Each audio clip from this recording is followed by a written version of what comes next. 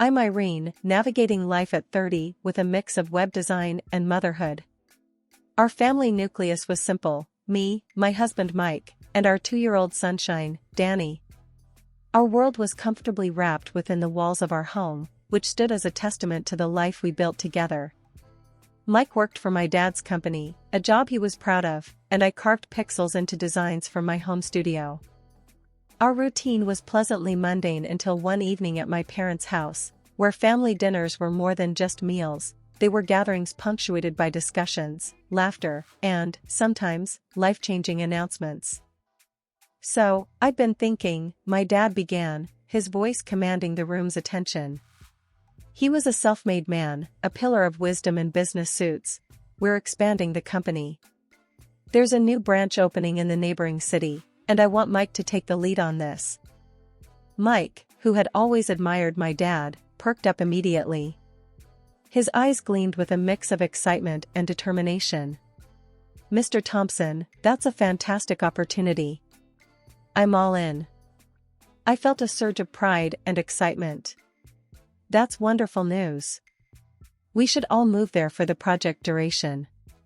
It's just a few months, and it'll be like a little adventure," I said, already envisioning our temporary life in a new city. Unexpectedly, Mike hesitated, casting a glance that didn't quite reach his usual confidence. "Actually, Irene, it might be better if you and Danny stay here. Moving could be a hassle for the little guy." His words hit me unexpectedly, like a cold splash of reality in our warm, cozy life. "But Mike, I thought we were in this together. And it's not like we have to uproot our lives. I can work from anywhere, and it would be a nice change for Danny." My dad nodded in agreement, his voice echoing my thoughts. "Mike, Irene has a point. The family should stick together in such times. And Irene's job gives her that flexibility." Mike seemed to be caught off guard, a nervous chuckle escaping him. "I was just joking. Of course, you both should come along."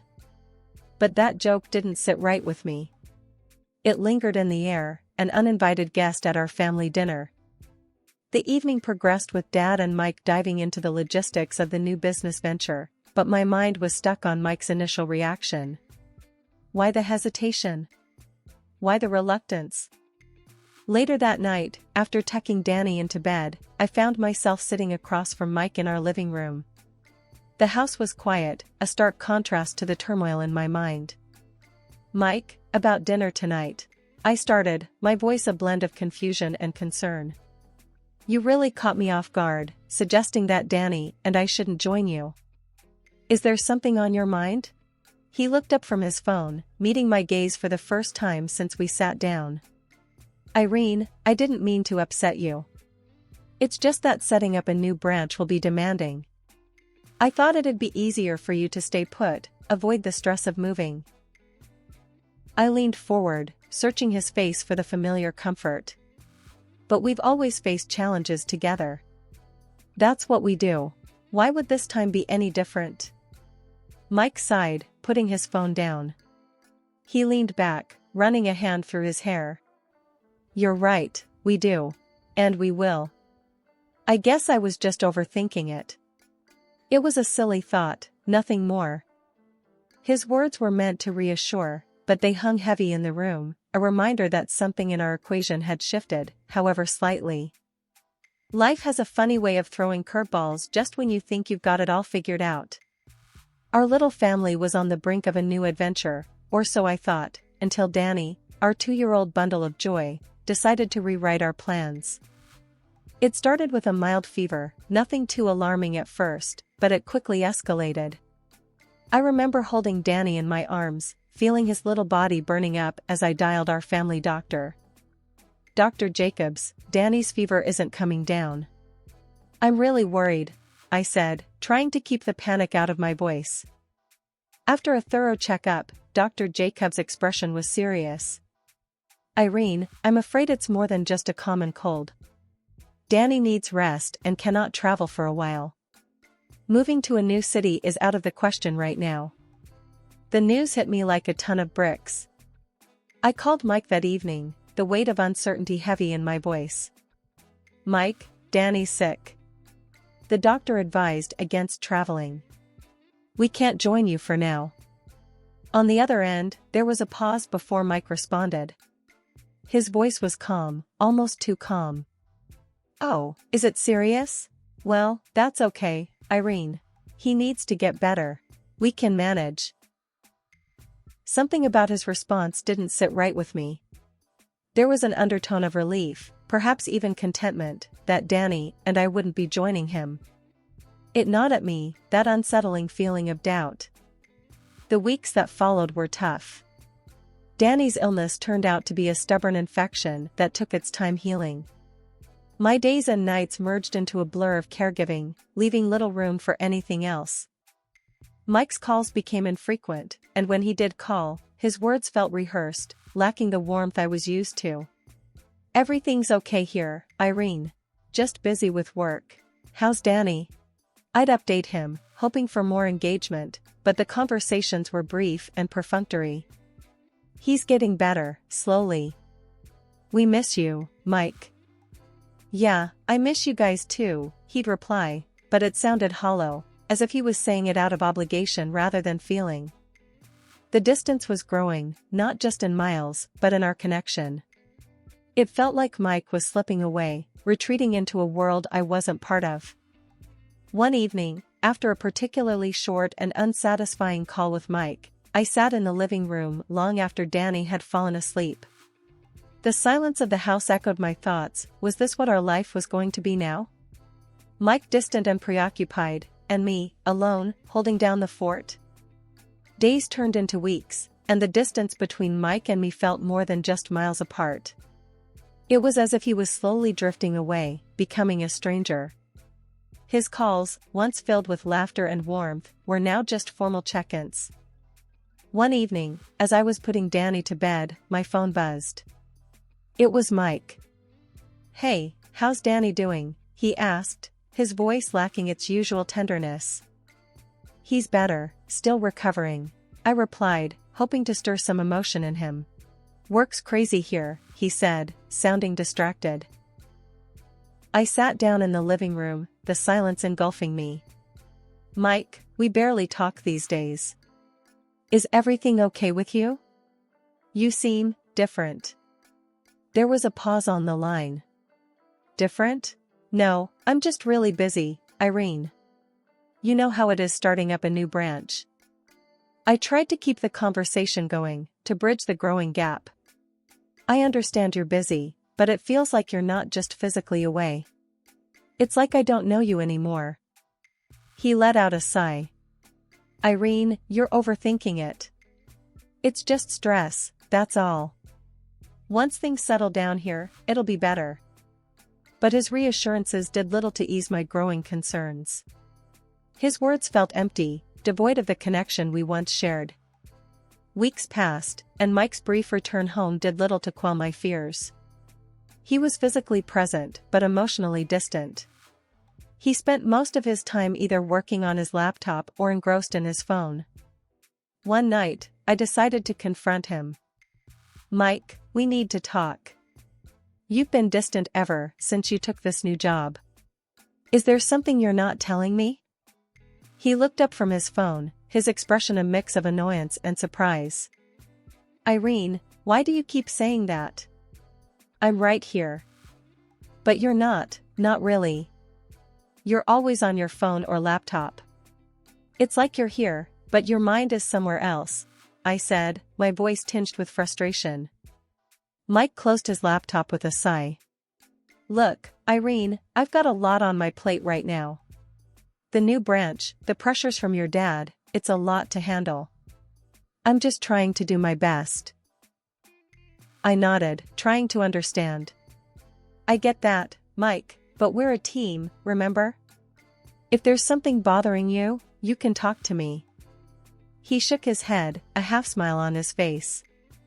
There's nothing to talk about, Irene. I'm just busy, that's all.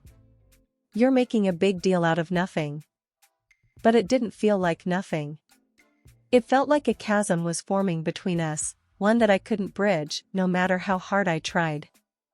The day started routinely enough, with the familiar hum of my computer and the soft breathing of Danny during his nap. I was deep in thought, maneuvering through the complexities of a web design project, when a knock at the door jolted me back to reality. Opening it, I found myself face to face with a stranger, his eyes weary yet determined. "Can I help you?" I asked, curiosity mingling with a hint of apprehension. "Yes, you're Irene, Mike's wife, right?" "I'm David." His voice was steady but carried an undercurrent of nervousness. I nodded, still unsure where this was going. "That's me." "What is this about?" David took a deep breath, as if bracing himself. "I believe your husband, Mike, is having an affair with my wife." His words hit me like a ton of bricks. "That's impossible," I stammered, disbelief clouding my thoughts. "Mike wouldn't do that. There's got to be some mistake." "I thought the same at first," David admitted, reaching into his pocket. "But then I found this." He handed me his phone, his hand shaking slightly. The photos displayed on the screen were heart-wrenching. There was Mike, undeniably him, in a series of intimate moments with a woman I didn't recognize. They were laughing, embracing, their closeness leaving no room for doubt. I felt my world spin as I handed back the phone. "Why are you showing me this?" My voice cracked, barely a whisper under the weight of my crumbling reality. David's gaze was sympathetic yet firm. "Because you deserve to know the truth. And I think we should do something about it." A mixture of emotions surged through me, anger, betrayal, and an overwhelming sense of loss. "What do you mean, do something about it?" He leaned against the door frame, his posture suggesting a man who had nothing left to lose. "I have a plan. A way to confront them, to bring this out into the open. I can't just let this go, and I don't think you should either." My mind raced. Part of me wanted to shut the door and pretend this never happened, but another, stronger part knew I couldn't live with the uncertainty. "What kind of plan?" "We need more evidence, something undeniable." "I propose we catch them together, in the act," David explained, his voice laced with a mix of pain and resolve. The idea was daunting, yet it resonated with the part of me that craved closure. "How would we do that?" "I know where and when they meet. If you're willing, we can confront them, together," he proposed, his eyes searching mine for a decision. The thought of facing Mike in such a scenario was terrifying, yet the need for the truth, for some semblance of control in the chaos, was overpowering. "Okay, I'm in. I need to know the truth, no matter how painful it might be." As David left, I closed the door and leaned against it, feeling the weight of the decision I had just made. The path ahead was fraught with pain and uncertainty, but I knew there was no turning back. The truth was out there, and I had to face it, for my sake and for Danny's. The reality of what David and I were about to do hit me as we sat in the dimly lit apartment next door to Mike's. We were there to unveil the truth, using the thin walls to our advantage. The apartment, ironically provided by my father's company for Mike, was now the stage for uncovering his betrayal. David was setting up a small recording device, his hands steady but his eyes betraying a storm of emotions. "Can't believe it's come to this," he muttered, more to himself than to me. I nodded, feeling a knot of anxiety in my stomach. "Neither can I. But we need to know, right?" As we waited, the silence between us was heavy, filled with unspoken fears and questions. Then, the sound of a door opening next door broke the stillness. My heart skipped a beat, and I saw David tense up. "That's them," he said, his voice barely a whisper. We moved closer to the wall, straining to hear. The voices were muffled at first, but then clearer. It was Mike, his laughter unmistakable, mingling with a woman's voice, his mistress. I clenched my fists, fighting back a surge of emotions. The intimacy in their voices was like a knife twisting in my heart. "Are you getting this?" David asked, his voice tight with anger. I nodded, holding the recorder close to the wall. Yes, it's all being recorded. The sounds from the other side of the wall continued, laughter, conversation, and then unmistakably more intimate noises. It was excruciating to sit there, hearing Mike betray our family so blatantly. But amid the heartache, there was a growing sense of resolve. We were gathering the evidence we needed, undeniable proof of their betrayal. After what felt like an eternity, the noises ceased, and a heavy silence fell over our makeshift surveillance spot. David and I exchanged a look, a mix of sorrow and determination in our eyes. "We have what we need," I said, my voice steady despite the turmoil inside. "Now we confront them." David nodded, his jaw set. "Let's do it now. No point waiting." As we stood up, I felt a strange sense of empowerment mixed with dread. The life I had known with Mike was over, and confronting him was the first step into a new, uncertain future. "We need to catch them off guard," David said as we moved toward the door. I agreed, clutching the recorder like a lifeline. "Let's go. It's time they faced the consequences." Stepping out of the apartment, the weight of the moment settled on my shoulders.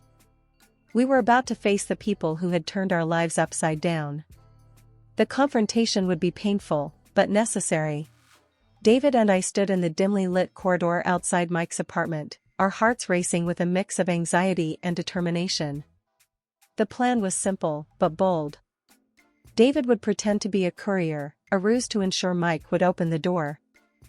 David knocked firmly, announcing loudly enough to be heard through the door, "Delivery."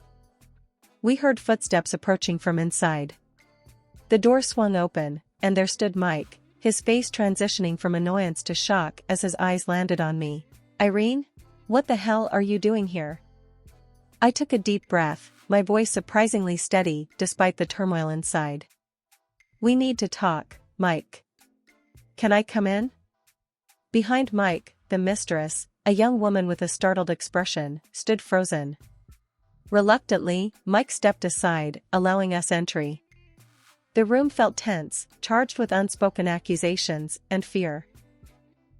Without mincing words, David confronted Mike. "We know about the affair, Mike. You can drop the act." Mike's reaction was a mix of defensiveness and scorn. This is nothing. She seduced me. I was just caught up." His mistress, now visibly shaken, retorted, "What?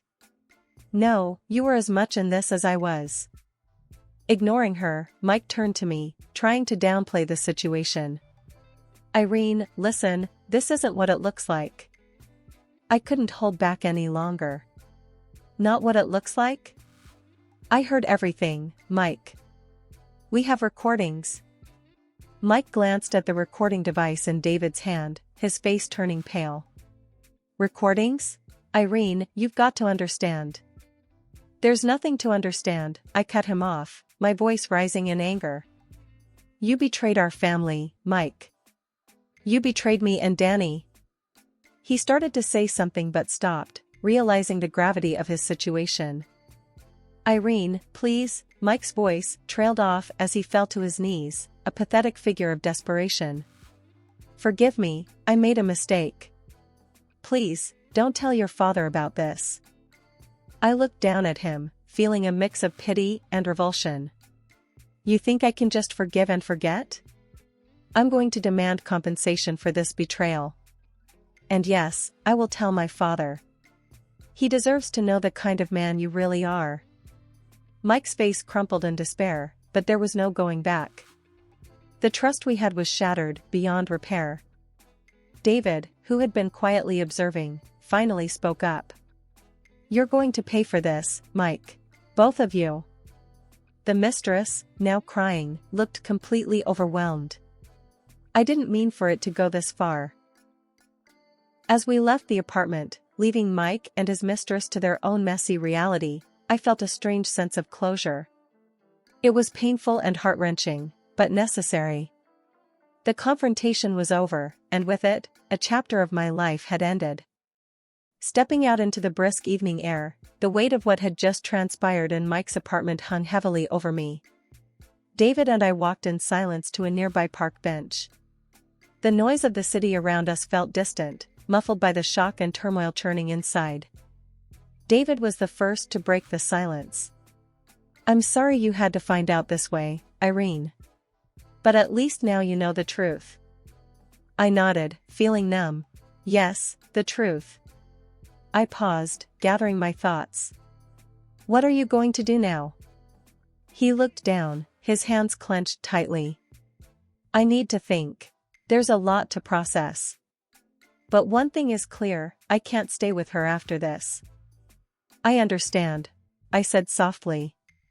The reality of my own situation was beginning to sink in. I need to start planning for a life without Mike. For Danny's sake. David looked at me, empathy in his eyes. "If you need anything, any help, just let me know." I managed a weak smile. "Thank you, David. I appreciate it." We sat there for a while longer, lost in our own thoughts, before parting ways. As I walked back to my parents' house, where Danny was staying, the magnitude of the situation hit me. My marriage was over, and the life I had known was shattered. When I arrived, my parents immediately sensed something was wrong. "Irene, what happened? You look upset," my mom asked, concern etched on her face. I sighed, not sure where to begin. "Mom, Dad, I found out Mike has been having an affair." The room went silent. My dad's expression hardened. "Are you sure?" I nodded, feeling a lump in my throat. "Yes, I'm sure. I heard them, and I have recordings." My mom reached out, taking my hand. "Oh, Irene, I'm so sorry. What are you going to do?" "I'm going to file for divorce," I said, the words tasting bitter in my mouth. "I can't be with him after this. It's over." My dad, always the protector, spoke up. "He won't get away with this. I'll make sure of that. And you and Danny will always have a home here." I felt tears welling up in my eyes, grateful for their support. "Thank you. I don't know what I'd do without you both." The final chapter of my marriage to Mike was written in a lawyer's office, amidst a sea of paperwork and legal jargon. The divorce process was grueling, but necessary. I fought hard, with my lawyer by my side, to ensure that Danny and I would have the financial security we needed. The court granted me alimony and compensation for Mike's betrayal, a small solace in the wake of our shattered life. Meanwhile, David, the man who had been thrust into my life by our shared misfortune, also finalized his divorce. His wife, once living a life of luxury, now faced a starkly different reality. She had to trade her affluent lifestyle for a job as a saleswoman in a retail store, a harsh consequence of her actions. As for Mike, the repercussions of his infidelity were far-reaching. My father, once a mentor and supporter, was ruthless in his response. He not only fired Mike from the company, but also made it clear that he would use his influence to prevent Mike from securing a position in any reputable firm. The man who once had a promising career now juggled two menial jobs, struggling to make ends meet. Life after the divorce was a journey of healing and rediscovery for me. I focused on raising Danny, ensuring that the upheaval in our lives didn't dim his bright, innocent spirit. Watching him grow, laugh, and explore the world was a balm to my bruised heart. My work as a web designer provided not just a financial lifeline, but also a welcome distraction. I threw myself into my projects, finding joy and fulfillment in creating and designing. It was a reminder that despite the chaos, I still had control over some aspects of my life. My parents were my rock during this time. They provided unwavering support, offering a safe haven for Danny and me. "You're stronger than you realize, Irene," my dad would often say. And as time passed, I began to believe him. In the quiet moments, often after I had put Danny to bed, I would reflect on the tumultuous journey. The pain of betrayal still lingered, but it was slowly being replaced by a newfound strength and independence. I had navigated through the darkest of times and emerged on the other side, not unscathed, but certainly stronger. As I closed the chapter on a painful part of my life, I opened a new one, filled with possibilities and the promise of a fresh start. My journey was not over, it was merely taking a new path, one that I was ready to travel with hope and determination.